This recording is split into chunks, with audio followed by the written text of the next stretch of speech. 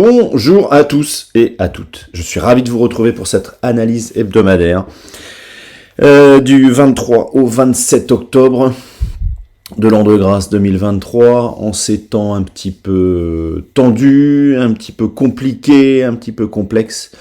On va quand même essayer de faire le point sur ce qu'il se passe sur les marchés et sur les principaux indices. Nous démarrons tout de suite par... Tout d'abord, on s'abonne. Voilà. Il est important de s'abonner. Et surtout, une fois que vous êtes abonné, vous cliquez sur la petite cloche pour être prévenu des éventuelles vidéos qui peuvent intervenir. C'est très important. Puis surtout, ça va nous aider. Ça va nous aider à développer la chaîne. Voilà. Je vous en remercie par avance. Allez, on attaque le CAC 40. Le CAC 40 que nous avons ici. Évidemment, on a eu une semaine mauvaise, hein, une semaine baissière. Ici, on avait cassé les plus bas ça datait du jeudi 19 octobre. Et on avait atteint le plus bas ici, un deuxième plus bas ici, à ce niveau-là, au niveau des 6008. Les 7000, on n'en parle plus pour l'instant. On a eu quelques petits rebonds dans la semaine, et ça, on appelle ça comment? On appelle ça un pullback, tout simplement, hein, ce qui confirme vraiment cet état de baisse sur le fond. On est vraiment là sur le fond, faut pas se leurrer. Sur le plan géopolitique, c'est le bordel. Il y a une guerre en Europe, il y a une guerre en Moyen-Orient, en espérant qu'elle ne se développe pas avec nos amis iraniens, qui ne sont pas nos amis iraniens, que les choses soient claires. Donc on a ça. Sur le plan de la macro, alors l'inflation baisse, certes, on est passé de 6,1 à 5,9 en zone euro, mais on reste à 6% d'inflation. Le target c'est 2, donc je veux dire, c'est quand même 3 fois plus que ce qu'on doit avoir, donc ça sur le plan de macro c'est pas bon. Puis alors on a la micro. Pour combattre l'inflation, si je vous la fais courte, pour combattre l'inflation, les banques centrales ont augmenté les taux de telle façon à ce que les entreprises qui étaient en surchauffe se calment. Bon, bah là, il n'y a pas de souci, ça commence à se calmer. Hein. On a Sanofi qui a perdu 16% en une journée la semaine dernière sur le CAC. Là. Worldline, c'était 60%. Quand on commence à perdre 60% dans une journée, c'est pas bon du tout. Hein. Et le schéma est le même pour ces entreprises-là, c'est-à-dire qu'elles n'ont pas atteint leur objectif, ou à peine, mais surtout, elles abandonnent leurs objectifs pour 2024 et 2025. Donc ça, dans la mesure où la bourse, c'est une machine à voyager dans le temps, c'est-à-dire c'est un peu, en gros, une machine à prévoir l'avenir, et ben là, la bourse, elle anticipe dans 1 an, 2 ans, elle se dit que Sanofi ou Worldline, par exemple, et il y en a plein d'autres, hein, mais là, j'ai ces deux-là en tête, Sanofi ou Worldline, ça va pas le faire, donc on se désengage. Donc moins 20, enfin moins 19, moins 60, c'est pas pour rire, ce sont vraiment des grosses baisses. Donc, on est quand même sur du baissier. Là, on avait cassé ce plus bas précédent ici, qui datait de début octobre. On a attaqué maintenant le plus bas précédent, qui date de mars 2023. Celui-là tient encore, parce qu'on a fait un rebond dessus. Comme je dis, on est venu taper. On a un petit pullback, et on est redescendu. Mais on va faire un petit peu de chartisme. La bougie de vendredi, ici, celle-là, là, ce magnifique avalement baissier, je ne vois pas comment ça pourrait remonter. Ça peut, hein, je suis pas oracle, il peut très bien y avoir des super nouvelles d'un coup, même si j'y crois pas, et remonter comme ça, mais je crois plutôt à une baisse qui va continuer. Ici, au moment où ce support-là va casser, alors là, par contre, ça va être la dégringolade on va descendre jusque là, on va être aux alentours de 6005. Parce qu'après, alors, on aura un petit stop ici, 6006, voilà, bon. Mais il faut bien savoir que cette résistance, ce support ici, là, qui devrait, je pense, devenir une résistance, on avait ce point bas là de mars, on avait ce point haut ici de décembre, un autre point haut début décembre, on a ce point haut là en avril, un point ici en mars il y a plus d'1 an, donc maintenant 1 an et demi. Je veux dire, ce support là était vraiment un gros support. Si on casse celui-là, ce sera quand même foncièrement une grosse baisse. Petit tips rapide. Si vraiment on casse ce support-là, il y aura un pullback. Et alors les gens qui veulent tenter un challenge avec les propres firmes, hein, bon moi j'en fais plus, mais les gens qui veulent tenter un challenge avec les propres firmes, si ça casse, si on revient ici en pullback au niveau du support précédent qui sera devenu une résistance, alors là je peux vous assurer que si vous vendez là, boum, là vous chopez une baisse de plus de points qu'il vous en faut en une semaine pour remplir les 10% de n'importe quel challenge FTMO ou autre. Mais bon, petit aparté terminé, à surveiller cette semaine. Il est possible que ça tienne hein, et qu'on reste là. Il y a aussi une chose importante cette semaine, je vous en ai pas parlé. Ça c'est le calendrier économique, voilà.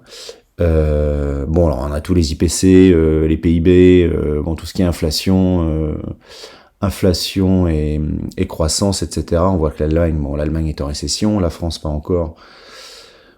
Bon, avec l'argent public qu'on met dans l'économie, heureusement, on a les PMI, on a toutes ces choses-là importantes, mais sur le fond, la chose vraiment primordiale, c'est 19h, mercredi 1er novembre.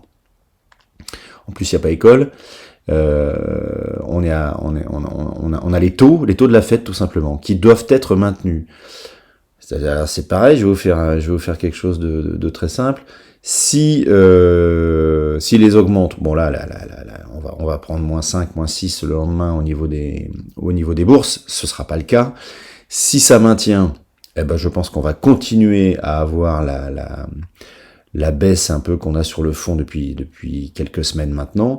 Si par contre il les baissait, après tout, pourquoi pas?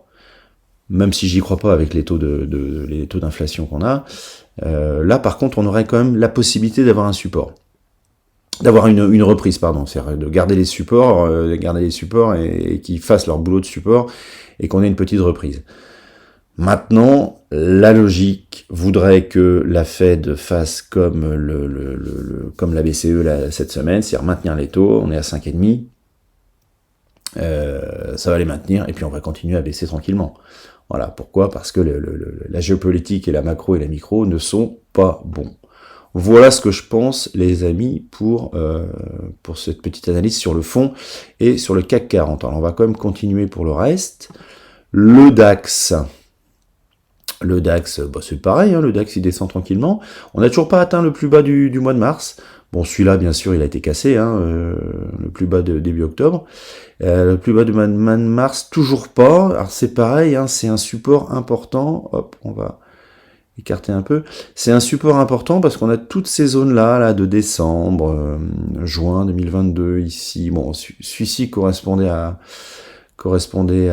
celui de mars 2022, il correspondait à celui d'octobre 2023. Donc celui-là, il est passé, il est cassé. Mais on a comme ces deux-là.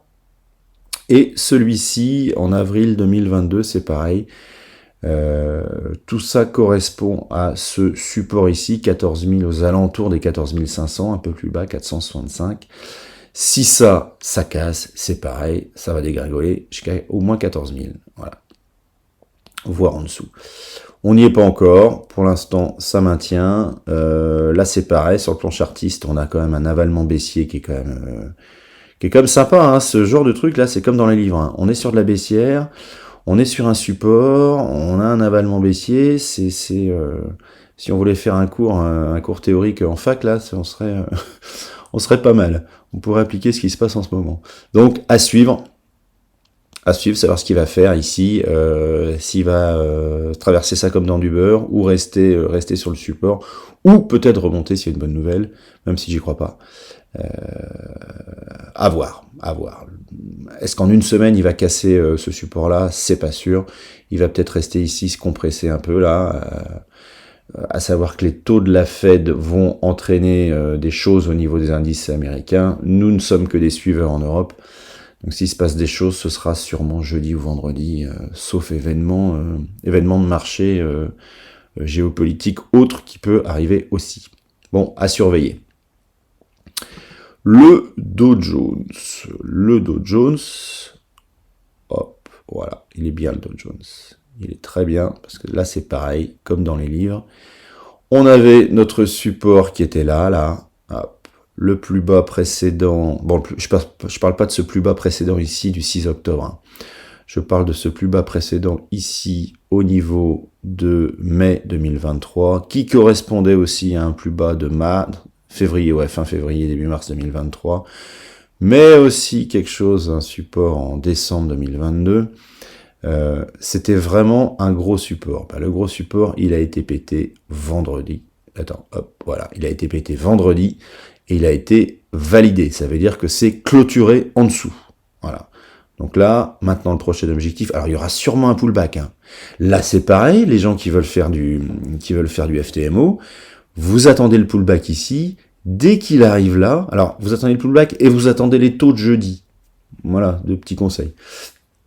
Donc un petit pullback ici, dès qu'il remonte là, vous vendez. Vous vendez et vous rachetez à ce niveau-là à 31 500. Ça mettra peut-être une semaine ou deux, mais là, il y a vraiment quelque chose à faire. Et vos 10%, vous les faites, mais allègrement. Voilà. Moi, si je devais faire quelque chose dans ce domaine-là, c'est ce que je ferais. Donc ça a cassé. Ça devrait continuer. Après un pullback, ou alors directement. Là, je ne vais pas pouvoir, comme je dis toujours, je suis pas oracle. Donc, mon analyse sur le plan technique, c'est que c'est cassé, qu'il va y avoir un pullback et que ça va redescendre. Maintenant, les marchés font ce qu'ils veulent, bien sûr. On continue avec le Nasdaq. Hop là. Donc le Nasdaq, c'est un peu pareil. Le plus bas précédent de septembre 2023 a été cassé. Et il a été cassé cette semaine. Hop là. Voilà. Il a été cassé cette semaine. Il a été validé mercredi 25. Et depuis, on stagne. Mais là, c'est pareil. On va descendre normalement ici. 13 000, le prochain support, ça va être celui-là, parce qu'il correspond aussi à celui-là. Donc là, ça s'arrêtera ici. Là, on devrait avoir un petit pullback. C'est pareil, je vais vous la refaire encore une fois. Pour le coup du FTMO, si ça remonte ici, vous pouvez vendre à 14 450, 14 500. Tous les commentateurs seront fous. Ouais, c'est génial, ça remonte, ça remonte. Donc c'est là que vous vendez. Et là, ça va redescendre jusqu'à ici, 13 700. Voilà.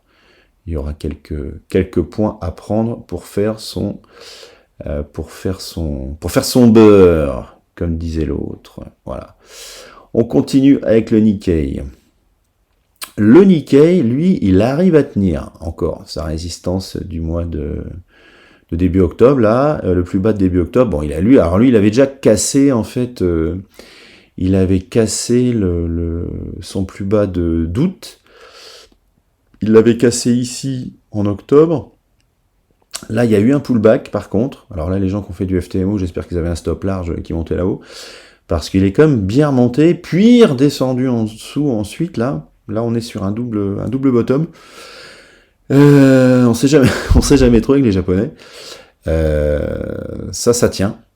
Ça tient. Alors, si ça tient pas, inutile de vous dire que là, c'est pareil, Alors ça tient parce que vous voyez ici là, ça tient pas par hasard, ça tient parce qu'on a deux résistances ici, donc qui font maintenant office de support. Si ça casse, on va descendre la prochaine étape. Là, il y a quand même pas mal de, il y a quand même pas mal de stops, il y a quand même pas mal de supports ici à prendre en compte. Mais le prochain gros, c'est les 29 000 là. Les 30 000, comme je le dis à chaque fois, c'est un support psychologique, pas technique. Après, on attaque les 29 000. 29 000, 29 300 dans ces eaux-là. Voilà ce qui peut se passer. Mais pour l'instant, ça tient. À suivre. À suivre pour voir ce que ça donne au niveau du Nikkei. Et enfin, on va clôturer avec le S&P. Le S&P, ça reste du marché américain, c'est-à-dire que le précédent support, le précédent plus bas de début octobre a été cassé, bien sûr. On continue à descendre là. Par contre, au niveau des 4000, c'est technique et psychologique parce que là, on a quand même on a eu plein de supports et résistance à ce niveau-là. Il y a de grandes chances qu'il y aille quand même parce que là, il est validé. Enfin, il est validé. Ouais, en fait, le S&P, c'est pas clair. Il n'est pas aussi clair que les autres. On a beaucoup de supports et résistance dans tous les sens. Il devrait y aller. Alors là, c'est pareil. Est-ce qu'on aura un pullback ? C'était pas un pullback, c'était peut-être un petit pullback, ça, sur le plus bas précédent, là, ce truc-là, là, hop, hop. Il n'est pas franc. Donc ça, c'est pareil. On peut attendre un pullback ici, et pour une redescente après, pour viser les 4000. C'est moins clair, mais sur le papier, c'est ce qui est quand même faisable. À savoir que les précédents, qu'on a vu, le Nasdaq et le Dow Jones sont quand même plus clairs à ce niveau-là. Ici, c'est un peu plus fouillis. Voilà, ce que je pense, c'est un peu plus fouillis. Voilà, messieurs, dames, j'en ai fini pour mon analyse hebdomadaire, pour analyse grand public, n'est-ce pas? Je vais passer en analyse premium pour les abonnés, avec les points clés, les ordres d'achat, les ordres de vente sur les ETF qui correspondent à tous les indices qu'on vient de voir. N'oubliez pas de vous abonner, n'oubliez pas de cliquer sur la petite cloche. Si vous avez la moindre interrogation, la moindre question sur ETF Conseil, vous n'hésitez pas à mettre toutes vos questions dans les commentaires. Vous avez nos liens aussi pour avoir plus d'informations sur nos prestations. Et sur ce, je vous souhaite une bonne semaine d'investissement et de trading. Surtout faites attention, ne faites pas n'importe quoi. Et je vous dis au week-end prochain. La bise à tous. Bye bye.